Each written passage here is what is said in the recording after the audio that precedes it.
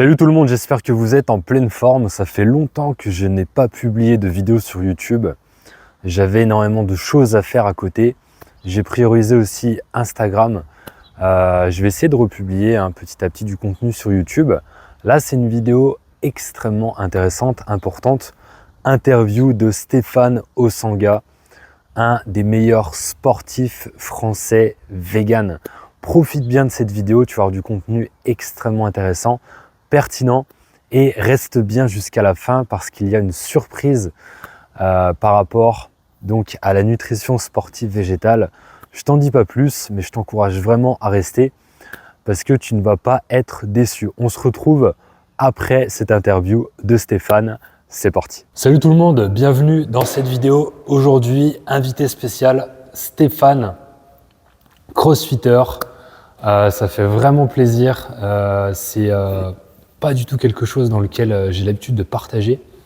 Bienvenue à toi Stéphane, est-ce que tu peux te présenter? Nom, prénom, ton âge, d'où tu viens? Donc, je m'appelle Stéphane Ossanga, j'ai 34 ans, j'habite ici à Chambéry. Moi, je fais du crossfit depuis maintenant 10 ans et j'ai ma salle de coaching personnalisée depuis maintenant 4 ans. Ok, Je suis vegan depuis un peu plus de 6 ans maintenant. d'accord. Et alors, en fait, je te connais absolument pas, donc c'est ce que je te disais un petit peu tout à l'heure, c'est cool. Je suis tombé honnêtement sur ton Insta. On m'a dit, va voir Stéphane, voilà, il a des grosses perfs et tout. Mais vraiment, j'ai fait en sorte de pas du tout m'informer pour que tu puisses vraiment me dire, me raconter ton parcours. On va aller plus en détail, etc., sur la nutrition, pourquoi tu as fait ces choix-là, tout ça. Aussi, qu'on parle un petit peu de perf, que les gens puissent voir qu'il n'y a aucun problème à associer le sport et le végétal. Mais avant tout, peut-être qu'on fasse un retour en arrière, avant de parler d'aujourd'hui, etc., parce que tu fais des compètes, des choses comme ça. Bien sûr. Donc tu m'as dit, tu as commencé rien à voir avec le sport, tu étais à l'armée, c'est ça? Exact. En fait, je me suis engagé à l'armée en 2009. Donc de 2009 à mi-2016, j'étais au sein des troupes de montagne, c'est juste à côté. Ok, C'est un bataillon de chasseurs alpins, donc on fait partie de l'infanterie. Donc j'ai fait ça pendant 7 ans et demi. Après ça, j'ai passé un diplôme de coach sportif, donc le BPGEPS. Et du coup, entre-temps, moi je m'entraînais pas mal, je faisais beaucoup de compétitions. Donc j'ai un peu plus privilégié ma vie d'athlète, on va dire. J'ai pas utilisé tout de suite mon diplôme de coach sportif. Et c'est que 3 ans après où j'ai monté ma structure. d'accord. Donc ouais, tu avais déjà un gros passif en termes de sport. À quel moment tu t'es intéressé à la nutrition végétale et pourquoi? C'était en 2018, c'était vraiment en début 2018. Le végétal, c'était quelque chose qui m'intéressait déjà beaucoup. Mais sauf que comme tout le monde, j'avais pas mal d'a priori. Tu vois, je me disais, je fais beaucoup de sport, je fais beaucoup de muscu, je soulève des poids, donc j'ai besoin de masse musculaire. Et moi aussi, je me disais que c'était pas compatible. Je me disais que j'allais perdre en masse, que j'allais perdre en performance, tu vois. Et j'ai vu un reportage sur Netflix. C'est un ancien reportage qui montrait des athlètes comme moi dans la performance qui avaient décidé de faire une transition au végétal. Et du coup, ils étaient encore plus performants pour la plupart et certains n'avaient pas bougé, mais en tout cas, ils n'avaient pas perdu. Et je me suis dit, c'est cool, si eux, ils ont pu le faire, moi aussi, je vais y arriver. Et dès le lendemain, j'ai arrêté tous les produits type viande. J'ai commencé par être végétarien. Mais tu vois, vraiment, dès le lendemain, après le reportage, je suis passé végétarien. The Game Changer, c'est ça? Non, c'est pas le Game Changer, c'était un peu avant. C'est pas ce documentaire-là? Non, c'est pas celui-là. Celui-là, il a apparu un peu avant. Game Changer, c'est apparu quelques temps après. Ok, Mais celui-là, c'était un peu moins dans la performance, celui-là. Ça parlait vraiment de la nutrition végétale dans son ensemble. Ce Game Changer, il était très intéressant. Pour moi, c'était vraiment axé performance, alors qu'il n'y a pas que la performance. Il y a d'abord l'aspect santé, à mon sens, qui est primordial. c'est quoi tu as le nom de... J'ai plus le nom en tête, mais il faut que je te le retrouve. Mais Ok. c'était vraiment intéressant. Tu vois, il y avait des athlètes pros, comme il y avait des pompiers aussi. Tu vois, il y avait tout type de public. Et c'est ça qui m'a vraiment intéressé. Ok. Et dans le reportage, il disait Real guys eat vegetables. Et ça m'a marqué. Parce que Ouais. d'habitude, on dit Souvent, c'est ils te mythe. les vrais bonhommes mangent de la viande, Ouais. patati patata. Mais en fait, c'est tout le contraire. Le gros marketing. J'ai fait une vidéo là-dessus sur tu sais, Charal et tout, le côté vraiment viril, chasseur, qui ressort beaucoup et qui va vraiment lier l'homme à la virilité et la viande. Tu te souviens peut-être de cette pub où un guépard poursuit une antilope, un homme arrive derrière, dépasse le guépard et attrape l'antilope avant lui. Charal utilise souvent l'humour décalé afin de détourner le regard du consommateur de la réalité tout en le réconfortant dans ses choix de consommation. En disant dans cette pub que l'homme est un carnivore, qu'il doit consommer de la viande, que c'est inscrit dans ses gènes depuis des milliers d'années. D'ailleurs, petite parenthèse, si un homme consommait uniquement de la viande, il aurait de sérieux problèmes. Donc à ce moment-là, t'en es où au niveau de tes perfs, t'en es où au niveau compète, t'en es où au niveau de tout ça? À ce moment-là, j'ai fait une transition qui était assez brutale. Pendant une semaine, j'avais vraiment mal au ventre et tout, j'avais plein de ballonnements. En plus, je ne savais pas du tout comment manger, je ne savais pas comment adapter. Donc j'ai vraiment fait ça sur le tas et j'ai appris sur le tas. Donc les premières semaines ont été vraiment dures, mais moi je fonctionne soit tout, soit rien. Donc j'étais vraiment convaincu du bazar et je voulais tester. Ok. Moi j'aime l'aventure, j'aime tester et j'aime faire des expériences sur moi-même. Donc je me suis dit, il faut au moins tester à fond pour voir comment ça fonctionne. Et j'ai pas perdu en performance.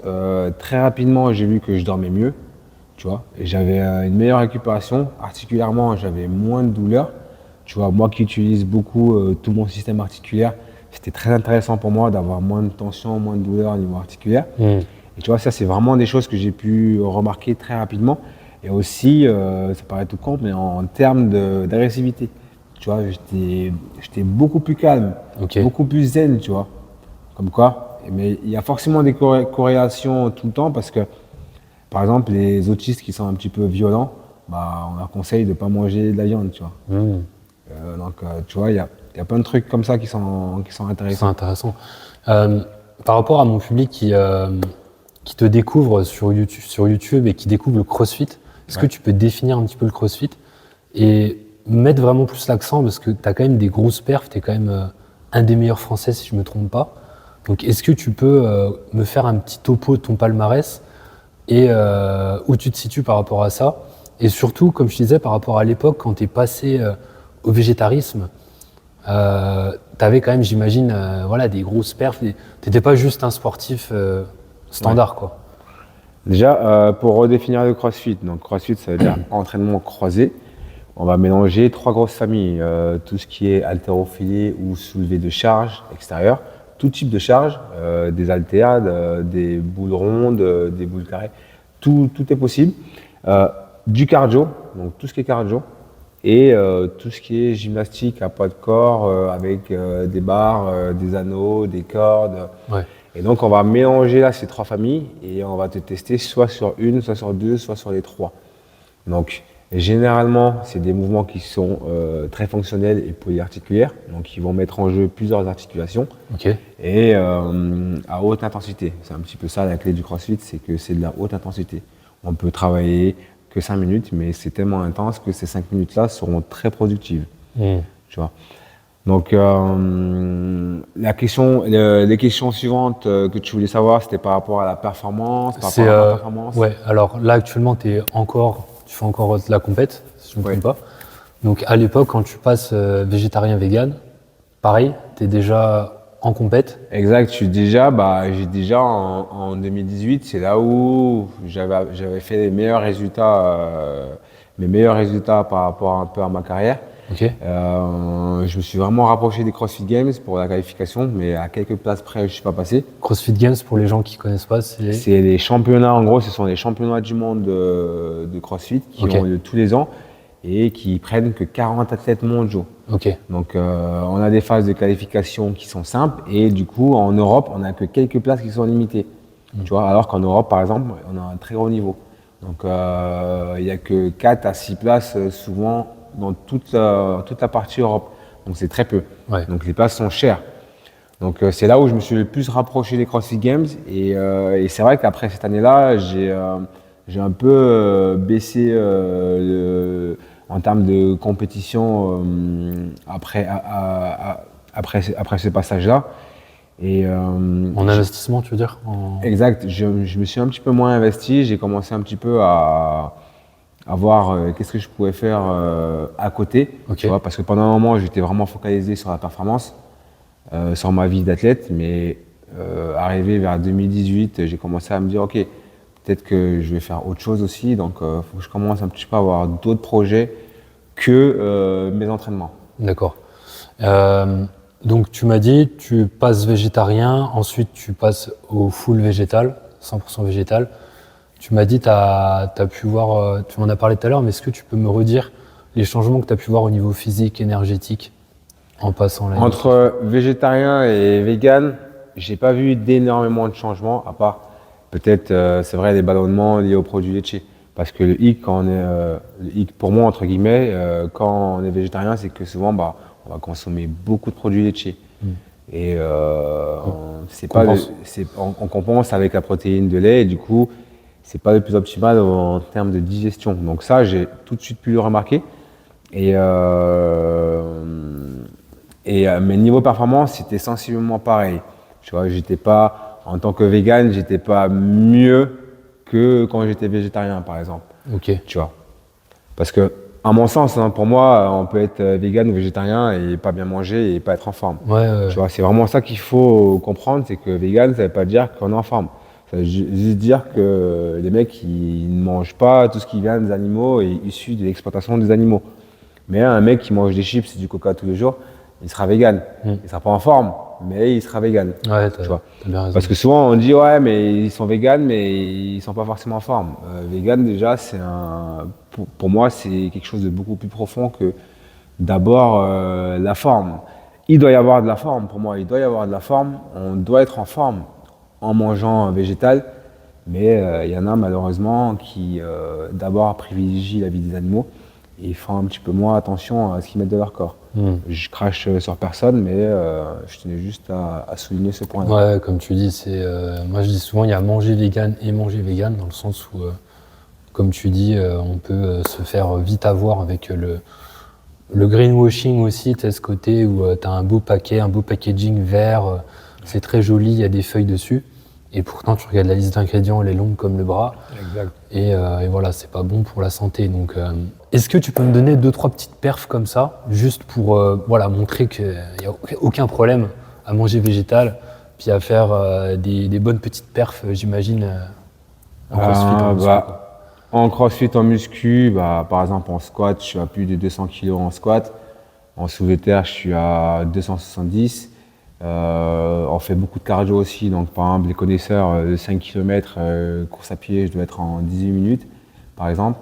Tu vois, donc on essaye d'être fort, endurant à la fois. Tu vois, et c'est un peu ça le gros challenge du CrossFit, c'est qu'il faut être fort, mais cardio. Il faut aimer le cardio. Si tu n'aimes pas le cardio, t'es cuit. Mais le cardio, c'est ce qui fait mal. C'est ce que les gens n'aiment pas faire. Tu vois, donc c'est bien. C'est pour ça que le CrossFit, ça challenge tout le monde parce que c'est tout le temps à dominant de cardio. Parce que même si on fait des répétitions de force, qu'est-ce qui va te permettre de continuer? C'est ton cardio. Tu vois, ceux qui sont très forts mais qui n'ont pas de cardio, ils ne peuvent pas continuer, perpétuer l'effort. Endurance de force. Exactement. Ouais. Et donc tes perfs, on est d'accord, elles ont pas diminué depuis que... Les perfs n'ont pas diminué et les seuls endroits où ça a diminué, c'est parce que je me suis moins entraîné. Tu vois, donc c'est tout à fait normal. Ouais. Tu vois, donc j'ai fait beaucoup moins d'haltéro ces temps-ci. Donc j'ai perdu 5% de force sur mon mouvement. Et encore, c'est pas parce que j'en ai pas vraiment. C'est parce que c'est des mouvements qui sont très techniques. Donc tout ce qui est technique, quand t'en fais plus, tu perds dessus et c'est normal. Mais tu vois, j'ai perdu que très peu, alors que j'en fais 3-4 fois moins qu'avant. Tu vois. Mais il y a plein de mouvements que je continue à faire où je gagne en force. Tu vois. Ok. Est-ce que tu peux me dire un petit peu ce que tu manges au quotidien en repas vegan? Comment est-ce que tu structures tes repas? Ce que je mange au quotidien, c'est vraiment, on essaye d'être vraiment varié avec ma chérie qui cuisine pas mal. il y a toujours une quantité de protéines suffisante pour nous. Qui peut être très variée. Ça peut être des légumineuses, ça peut être du tofu, ça peut être des steaks végés qu'on se fait nous. On fait nos propres steaks. Ok. Tu vois. Donc après, on va varier. Tout ce qui est féculent, comme les pâtes, des trucs comme ça. Nous, on a tout opté en sans gluten. Donc c'est des pâtes de pois chiches, des pâtes de lentilles, c'est des pâtes de légumineuses. Comme ça, il n'y a pas de gluten et en plus de ça, il y a une quantité de protéines qui est plus grande, tu vois. Et après, c'est des sauces, c'est des légumes rouges, des légumes verts. Moi, j'aime bien quand j'ai beaucoup de trucs dans mon assiette, tu vois.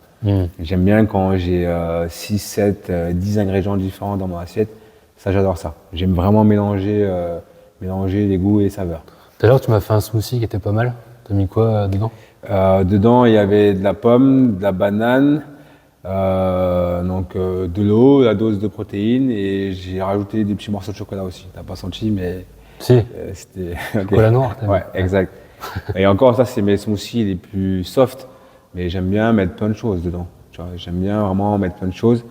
Pareil, au petit-déj ou en collation, en ce moment, on se fait dans des petits bocaux, dans des petits bocaux en verre où tu as plein de trucs dedans. Où quand le produit se termine, on le garde et on met des flocons d'avoine avec du lait végétal, avec du beurre de cacahuète, des fruits secs, des graines. On mélange un peu de tout et franchement, le goût il est incroyable.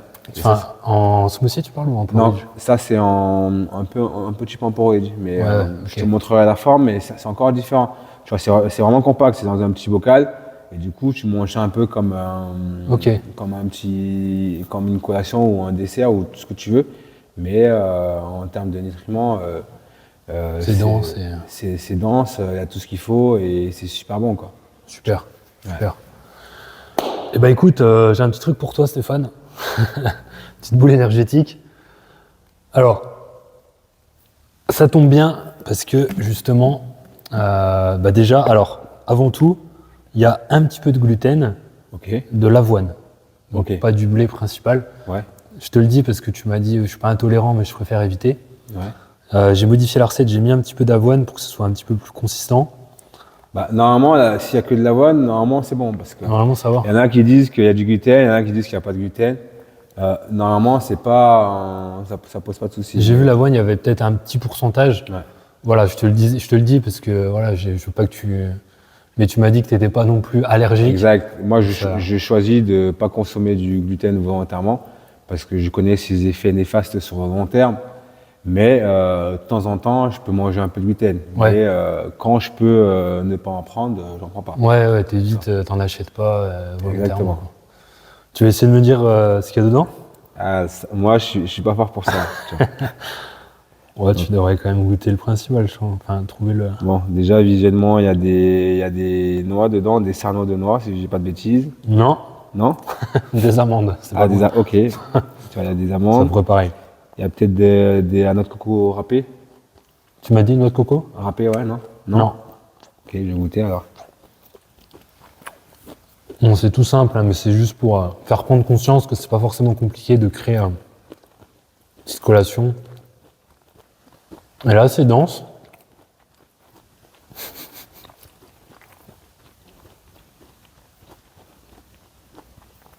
Donc tu m'as dit il y a des avoines, des amandes. Ouais. Il y a un fruit. Le tout jaune, là, j'arrive pas à distinguer ce que c'est. Abricot. Ok, mais c'est ça l'élasticité. Tu vois, quand tu mâches, c'est un peu élastique et c'est des abricots, je crois. Sinon, graines de sésame. Ok. Très simple, mais voilà, tu connais un peu. Hein. Abricot, tu as un petit peu de calcium dedans. Je crois que c'est un des fruits, tu as le plus de calcium. Graines de sésame, tu as du calcium aussi. Flocons d'avoine, tu connais, très bonne source de protéines. Bon, après, gluten et tout, ça c'est un peu différent. Et puis les amandes, voilà, très bonne source de gras, tu connais aussi, contiennent aussi des protéines. Par rapport à ton physique, tes performances, je pense qu'il y a vraiment des clichés à combattre. Exact. Surtout en France, tu es d'accord avec moi, en France, on a beaucoup de retard par rapport au végétal. Carrément. Le sport, on n'en parle même pas. On est dans un pays qui est très gastronomique, orienté sur le fromage et la viande. Donc, je pense que d'avoir ces exemples-là et de montrer un petit peu clairement comment tu manges, comment les sportifs mangent quand même à un très haut niveau, bah ça aide. Pourquoi ça aide? Parce que tout simplement, la musculation de façon globale, le crossfit, on peut l'intégrer un petit peu dedans. Bien sûr. C'est là où il y a le plus de clichés, la protéine et tout. Quand tu vas sur, t'es d'accord avec moi, mais bon, du coup, la vidéo était censée s'arrêter, mais ça devient quand même intéressant. Pas de problème. On va continuer un peu. Mais quand on est sur de l'endurance, c'est très facile de lier le végétal. Des gars qui font, des nanas hein, qui font des semi-marathons, marathons, Ironman, etc. On n'a pas ce même blocage que quand on est sur peut-être pas du bodybuilding, mais de la musculation, de la force, comme tu dis, ces choses-là.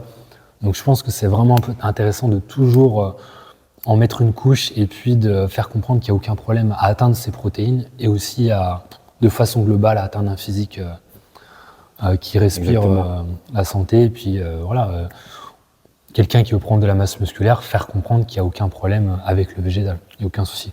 Exactement. Et j'avais mis une vidéo un jour où je disais, qu'est-ce que je disais déjà? Je disais que la plupart des gens, 99% des gens mangeaient beaucoup de protéines, mais pourtant ils n'avaient pas de muscles, ils n'avaient pas de physique. Donc la question c'était, si c'était la viande, le produit magique, pourquoi ils n'avaient pas de muscles? Tu vois. Donc il manquait juste le facteur stress musculaire, intensité. Donc c'est ça la priorité quand on veut prendre du muscle, c'est s'entraîner. Et ensuite, logiquement, on va prendre du muscle quoi qu'il arrive. Et si on peut avoir de la protéine de qualité qui est végétale, donc qui sera beaucoup moins acidifiante pour l'organisme, du coup mieux assimilable, c'est mieux en fait. C'est plus bénéfique pour tout le monde. Et en plus, sur le plan écologique, on peut, en fait, dans le végétal, il y a tellement de choses que c'est dur de s'arrêter vraiment sur un point. On peut parler dans tous les aspects, sur le plan éthique, sur le plan écologique, sur le plan monétaire, budgétaire. On peut faire beaucoup de choses avec le végétal. Et c'est ça qui m'intéresse. Mais il faut être ouvert à ça. Tu vois, il y en a, ils voient l'alimentation juste comme un repas simple et ils se prennent pas la tête dessus. Tu vois, pour moi, ça va plus loin. Ce qu'on met dans notre corps, ça va se transformer en nous. Tu vois, ce qu'on met dans notre corps va devenir nous, en fait. Donc, c'est super important. Tu vois, la priorité d'une journée, c'est pas d'aller travailler, c'est de manger. Tu vois, si tu arrives à manger tous les jours et que tu travailles pas, tu vas survivre. Ouais. Par contre, tu travailles tous les jours et que tu manges pas, tu vas pas survivre. Donc, pour moi, la priorité numéro 1, c'est de s'alimenter. Donc, en essayant d'avoir des aliments qui se rapprochent le plus de ce qu'on a besoin. Et souvent, ce qui me fait grincer un petit peu des dents, c'est que quand on parle d'alimentation gastronomique, plaisir, tout ça, c'est des produits qui physiologiquement ne nous font pas du bien. Tu vois, on nous a vendu des produits en mode tu vas kiffer, tu vas te mettre bien et tout, alors que physiologiquement, ça ne nous fait pas du bien. Ils sont trop gras, ils sont trop saturés, ils sont trop acidifiants. La preuve, on arrive à nous vendre de l'alcool. Tu vois, on arrive à nous vendre des cigarettes, c'est marqué fumé dessus, tu vois. Mais on arrive à nous les vendre. Pourquoi? Parce qu'il y a de la publicité derrière, il y a des lobbies et c'est tout ça qu'il faut mettre en avant. Et dans ce monde, ça pousse à beaucoup réfléchir. Et effectivement, il n'y a pas tout le monde qui veut réfléchir autant, en tout cas. Ouais, t'as raison. Et puis oui, comme tu dis, c'est d'aller plus loin que simplement... Il y avait une réflexion que je m'étais faite, si tu veux, c'est que manger, entre guillemets, de la viande, ça vient d'un animal qui est, entre guillemets, plus ou moins fort, tu vois, plus ou moins vivant, dans le sens où, tu sais, déjà, il est en mouvement. Un poulet, un bœuf, voilà, c'est puissant, c'est fort. Alors qu'une plante, ça paraît frêle, fragile. Ouais. Pourtant, comme tu dis, en fait, ce qui est important, c'est d'aller plus loin et de regarder les composants. Tu te rends compte qu'en fait, les acides aminés, les composants des protéines sont exactement les mêmes. C'est juste la façon dont c'est organisé qui fait que la forme est différente et qu'on a du coup une source qui est différente. Mais quand on va en profondeur de façon microscopique, on a exactement les mêmes acides aminés dans la plante que dans la Moi, source animale. je te dirais j'irais même encore plus loin, mais ça n'engage que moi. C'est que toutes les sources de protéines, premièrement, viennent déjà à 100% des plantes. Ouais. Les animaux, les herbivores qui vont manger ces plantes-là vont avoir ces acides aminés du coup dans leur chair. Et c'est pour ça que quand les carnivores vont consommer cette chair, ils vont retrouver cette protéine. C'est comme l'oméga 3 pour le poisson. C'est pas dans la chair du poisson qu'on trouve les oméga 3. C'est dans ce qu'il a mangé. Ouais. C'est parce que le poisson a mangé des algues qui étaient riches en oméga 3, par exemple. Tu vois. Donc toutes les protéines viennent des plantes à la base, donc des végétaux. Donc si naturellement on se tourne vers les végétaux, on n'aura aucun souci. Et en plus de ça, le chiffre il est incroyable, mais on consomme à peu près entre 15 et 17% des plantes comestibles. Je ne sais pas si on se rend compte. C'est que dalle. Tu vois, ça veut dire qu'on a des plantes comme ça qui poussent sans l'aide des humains et qui sont comestibles. Et on ne les mange pas. On passe à côté. Tu vois. On nous a donné la culture d'avoir un beau jardin avec un beau gazon bien tondu, alors qu'on pourrait se faire pousser des trucs incroyables tout le temps. Dans tous les parcs, dans tous les lieux où il y a un bout de terrain vert, pourquoi on ne met pas des trucs qui sont comestibles? Dans tous les parcs municipaux, pourquoi on ne met pas des arbres fruitiers qui nous donneraient des fruits H24 tout le temps? On pourrait faire tellement de choses, mais bon, c'est pas rentable. C'est pas rentable pour, encore une fois, les personnes qui tiennent les rênes, les lobbies. Tu vois. Mais là, on rentre dans un problème qui est beaucoup plus grand que juste qu'est-ce qu'on doit manger ce midi. C'est marrant ce que tu dis ça, parce que j'avais vu aussi que le soja est le plus gros concurrent de la viande. Donc, tu as des lobbies qui viennent le défoncer en mettant en avant des faux scientifiques ou des scientifiques qui sont payés pour dire que c'est dangereux, ça féminise les hommes, ça fait pousser des seins et toutes ces choses-là. Donc, c'est important de bien s'informer, de garder du recul sur tout ce qu'on voit, tout ce qu'on entend, parce qu'on est très influencé par notre entourage, par les médias, par la presse, la publicité, on en a parlé un petit peu tout à l'heure. Et puis de tester, comme tu dis. Ce que tu me disais tout à l'heure, c'est de faire tester aux gens, en fait, de faire tester l'alimentation végétale. Principalement, on s'adresse peut-être un petit peu plus aux hommes dans cette vidéo, parce qu'il y a beaucoup de clichés par rapport à ça. Bien évidemment, pour les femmes, c'est pareil, pour tout le monde, mais juste essayons vraiment, et de la bonne façon. Parce que j'ai des fois des personnes qui viennent me voir en me disant j'ai essayé, ça n'a pas fonctionné. T'as mangé quoi? Comme tu disais tout à l'heure, si t'as mangé des frites et du coca un jour sur deux, c'est sûr que ça va pas fonctionner à la nutrition végétale. Forcément, on va développer peut-être carrément des carences. Donc, faisons les choses bien. Il faut faire les choses bien et il faut faire les choses avec le cœur. Et moi, ce que je remarque aussi, c'est que les gens, pour qui ça fonctionne pas, ils voulaient le faire, mais pas forcément avec le cœur. Tu vois, parce que quand tu fais les choses avec le cœur, à 100%, ça va fonctionner. Tu vois, tu vas trouver tout ce qu'il te faut. Ça peut prendre du temps. Mais encore une fois, il faut être patient. On a été éduqués à manger de la viande depuis tout petit. Du coup, personne ne remet ça en question. Souvent, on me dit, mais pourquoi tu ne manges pas de viande? Et moi, la question que j'aimerais leur poser, c'est pourquoi vous mangez de la viande? Tu vois? Parce que physiologiquement, tu n'es pas capable d'attraper un animal et de le manger. On fait manger de la viande à des enfants de 5 ans. Quel enfant de 5 ans est capable de sauter sur un poulet et de croquer comme ça? Même un adulte. Quel adulte est capable de sauter sur un animal et de manger avec ses propres moyens? Ces moyens que la nature lui a donnés. Donc on pense quoi? Que la nature se trompe? La nature ne se trompe pas. Et c'est bien ça le problème. C'est qu'on pense que la nature s'est trompée, mais la nature ne se trompe jamais. Donc pour moi, si on n'est pas capable, si je ne suis pas capable de sauter sur un cochon et de le croquer avec mes dents, ça veut dire que c'est pas mon aliment pour moi en fait. Tu vois, c'est pas plus compliqué que ça. Il faut être dans la simplicité pour moi. Et du coup, donc ce genre de repas, on a discuté avec Stéphane. Donc je pense qu'on a à peu près la même approche de la nutrition végétale, une nutrition qui est qualitative, qui est variée, qui est riche, qui est gourmande.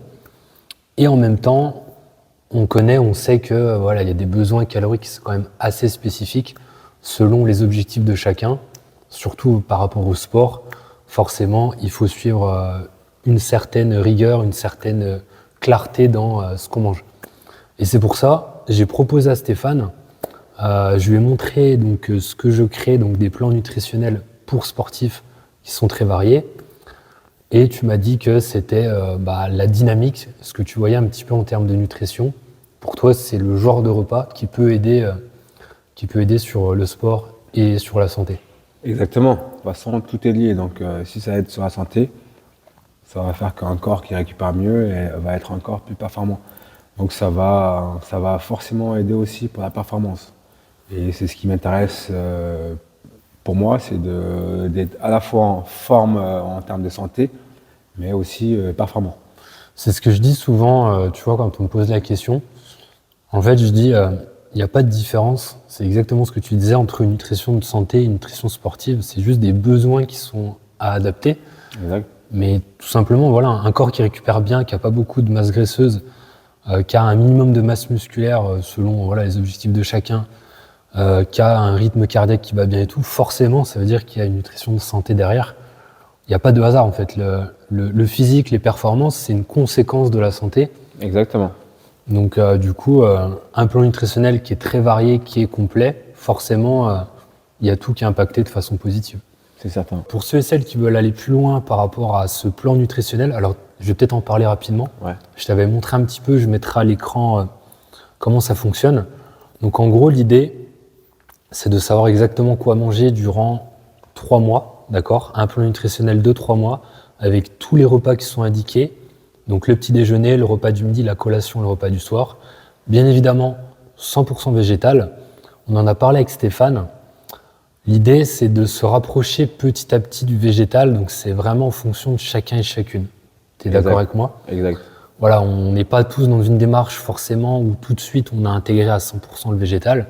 Donc ce qui est bien dans ce plan nutritionnel, c'est que le premier aliment, je te mettrai à l'écran un screenshot, le premier aliment qui est indiqué, c'est celui qui peut être remplacé par une source animale. Donc le programme est végétal, mais en fonction de là où tu te situes, ton chemin, tu peux inclure encore une source animale pour l'instant.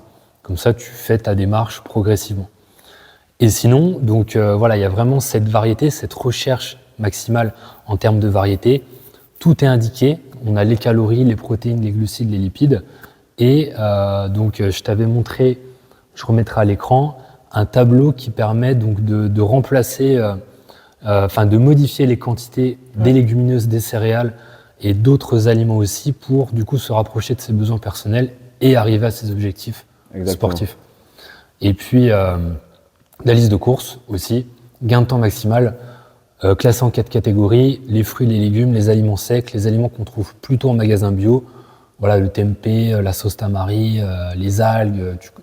On a l'habitude, mais c'est des aliments qui ne vont pas se retrouver facilement ou qui ne se retrouvent même pas encore en commerce traditionnel. Donc comme ça, vous avez vraiment quelque chose d'extrêmement complet, simple, ludique. Vous n'avez pas à réfléchir, vous avez juste à suivre le protocole et puis voir votre physique se transformer forcément puisqu'on atteint son total calorique et puis en même temps, on est sur cette recherche de santé et on apprend le végétal aussi petit à petit. Toi, Stéphane, ça fait combien de temps maintenant que tu es… Là, je suis dans ma 7e année. 7e année, moi, ça va faire 8 ans. Donc maintenant, pour nous, ça devient des automatismes, mais forcément, quand on démarre, on n'a pas facilement accès à ces informations. Donc c'est bien d'avoir, je pense, quelque chose qui est tout en place. On a juste à suivre le protocole et pas à se prendre la tête. Carrément. Et Stéphane, je te remercie. Du coup, tous les détails, tout ça, ce sera en description de la vidéo pour ceux et celles qui veulent profiter de ce plan sur 3 mois. Est-ce que tu aurais un petit conseil, une phrase, quelque chose que tu voudrais utiliser pour terminer, encourager, motiver, donner confiance? Comme j'ai dit tout à l'heure, faut faire les choses avec le cœur. Et quand on fait les choses avec le cœur et à 100%, on sera toujours fier de soi, en fait. On sera toujours fier de soi. Donc, moi, j'incite tout le monde à tester les végétales, mais pour les bonnes raisons.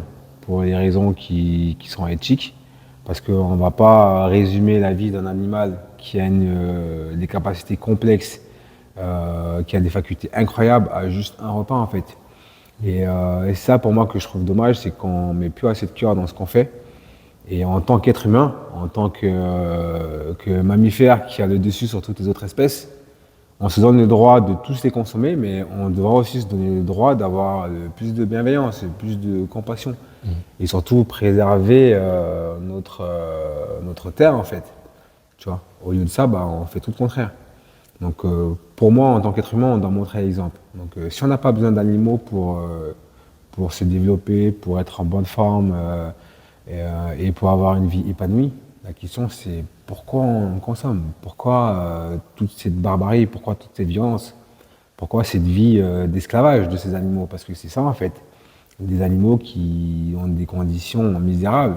Tout ça pour que nous, on kiffe notre petite life. Je trouve ça dommage. Je trouve qu'il y a une ouverture d'esprit et une capacité de remise en question qui devrait être un peu plus être mise en avant. Donc faites les choses avec le cœur. Essayez, en tout cas. Essayez, testez, et vous allez voir que c'est tout à fait possible. Et vous allez avoir beaucoup plus de légèreté dans ce monde. Beaucoup plus de légèreté, les amis. Super, Stéphane. C'est d'ailleurs la phrase que je dis des fois en fin de vidéo. Entraîne-toi avec le cœur, mange avec le cœur. Donc ça résonne très très bien. On ne s'est pas concerté avant. Non, tu vois, Et ben, merci à vous tous. Vous aurez tous les détails en dessous. Et puis, longue vie à toi, Stéphane.